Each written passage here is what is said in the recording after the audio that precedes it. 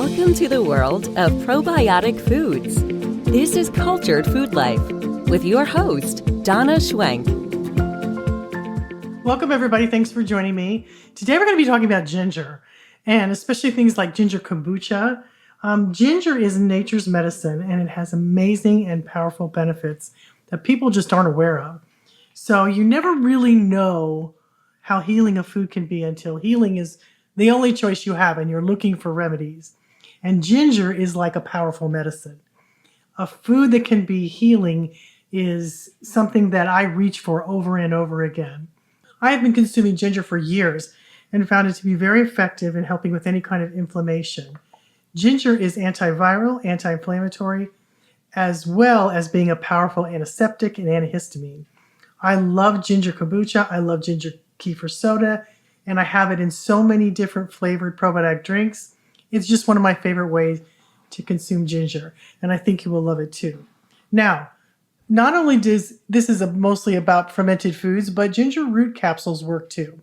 So most doctors recommend taking ibuprofen for inflammation, but I would encourage you to try ginger. If I have pain anywhere in my body, I take ginger and it works.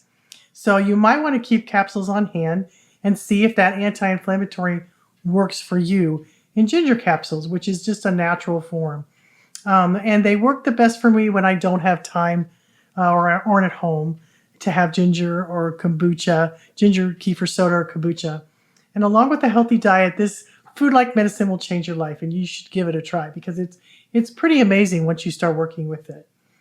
So it's wonderful that there are foods available to us to consume like this. And I want to tell you about some of the health benefits of ginger, and there's a lot of them. And the first one is blood sugar and diabetes. Over the years, ginger has been shown to help reduce blood sugar levels and help regulate insulin responses to people with diabetes. And ginger root or ginger rhizonum, which is rich in ginger oils, the major active component of ginger. Researchers are finding that ginger can increase uptake of glucose into muscle cells without using insulin and may therefore assist in the management of high blood sugar levels. This can interact with serotonin receptors and seemingly have an effect on insulin secretion. So it's a very powerful thing. And I have like 3 research papers on it. And I'm going to put that in the article, which you can go visit and see all the research. Another thing that ginger does, and this is probably the most common one people know it for, is digestion and stomach distress. Ginger has been proven to improve digestion and has also been very effective at reducing inflammation. Since ginger and its metabolites appear to accumulate in the gastrointestinal tract, this is one of the reasons we can observe ginger exerting many of its effects on digestion and nausea. Ginger may aid in digestion by increasing muscle tone around the intestines and reducing inflammation. This will help the food to move down through the digestive tract with greater ease and efficiency. It's also very helpful for asthma. Ginger's benefits for asthma are attributed to compounds found in ginger, such as gingerolase, shibose, and something called zingerons. So these are all compounds in ginger. And several studies have been done on ginger and those suffering from asthma.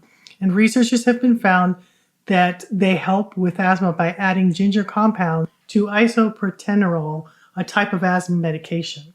So ginger and its bioactive components help alleviate asthma symptoms by acutely relaxing the airway. Because ginger enhances bronchiolation and it's anti-inflammatory, its compounds relax airways and smooth the muscles, thereby opening the airways for asthma sufferers.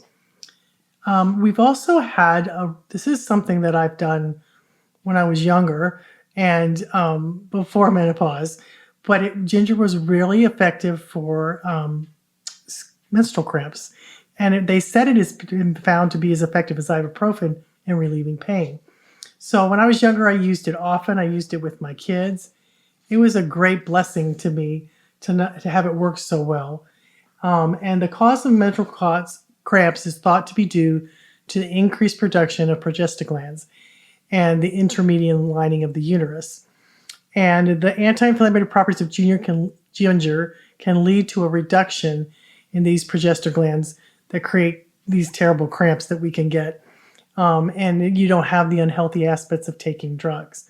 And I've also found ginger regularly before before my periods even started, and it helped eliminate the possibility of cramps altogether. So that was something I used when I actually was younger, and it worked very well. Now, another thing that's ginger is known for is helping with nausea, motion sickness, and also chemotherapy. I've personally used ginger for motion sickness when we were on a boat, and I've actually found it in a drugstore listed as natural Dramamine, and the only ingredient was 1,000 milligrams of ginger root, and it worked really well for me, and it worked fast. It also works on upset stomachs and nausea in friends and family, and there was a large study done on 543 cancer patients undergoing chemotherapy, and ginger was used to reduce nausea for patients undergoing the chemotherapy, and as little as 1/4 of a teaspoon of ginger cuts symptoms of nausea by at least 40%. And I'll link that research below. It also helps you to breathe more clearly during allergy season. And this is something I often use too. They say ginger works powerfully on allergies to reduce symptoms of hay fever, cold, and sinus. And new studies show that it has properties that are rivaling anti-inflammatory drugs on the market. And it's cheap and easy to find. So here's the deal. I found that an apple ginger shot, and I put the recipe on this article in the description below that has all the recipes.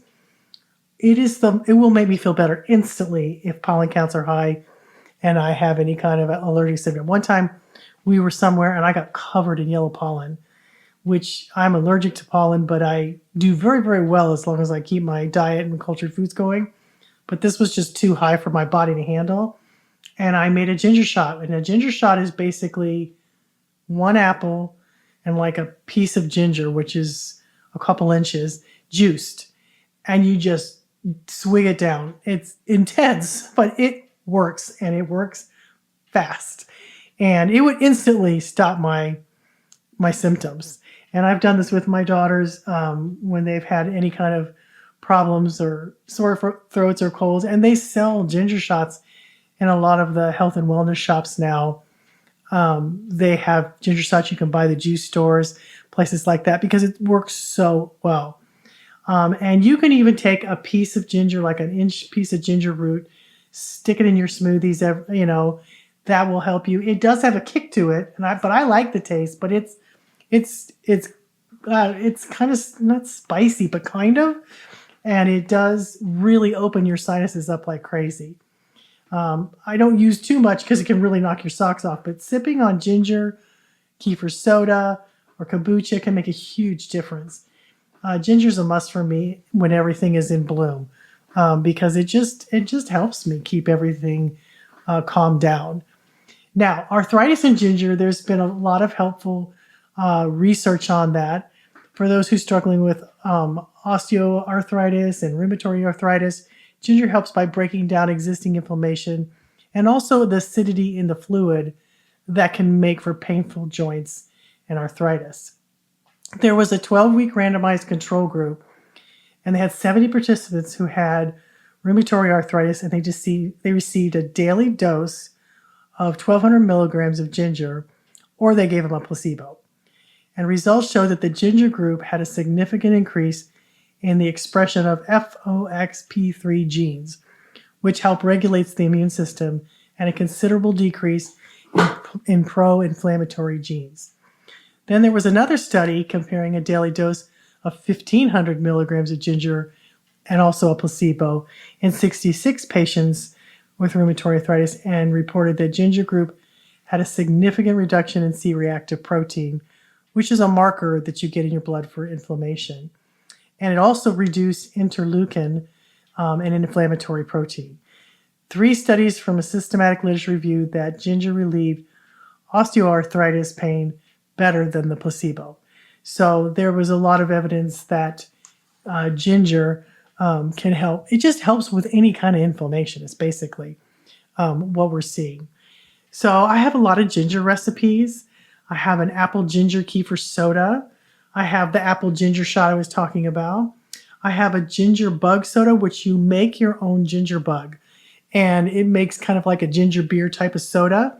And it's fun to make. It's basically just ginger root that you're fermenting, but you have to do it a specific way. And I have the recipe for that. I also have a ginger lemon water kefir if you have water kefir crystals. I also have a grape ginger kefir soda, which that's probably one of my favorites too, and a lemon ginger kombucha that's really, really good, super bubbly. I have purple ginger kraut, which is I put ginger in kraut and it gives it so much flavor, and you're getting a lot of ginger there because it's fermented. I also have a strawberry gingerade coconut kefir soda. So coconut kefir and ginger work really well together. And you could always, if you want to make a kefir soda or even a kombucha, you could always get that crystallized ginger in the stores that basically is ginger that has sugar on it. Now, don't worry about the sugar because the sugar is going to be eaten by the good bacteria in the soda and in the kombucha. And I'll just plunk one of those little ones in a jar, and it gives you a lot of ginger. And it's candied ginger is what they call it. But it does make kefir soda and kombucha bubbly. And you can add the other ingredients to it no matter what you're making.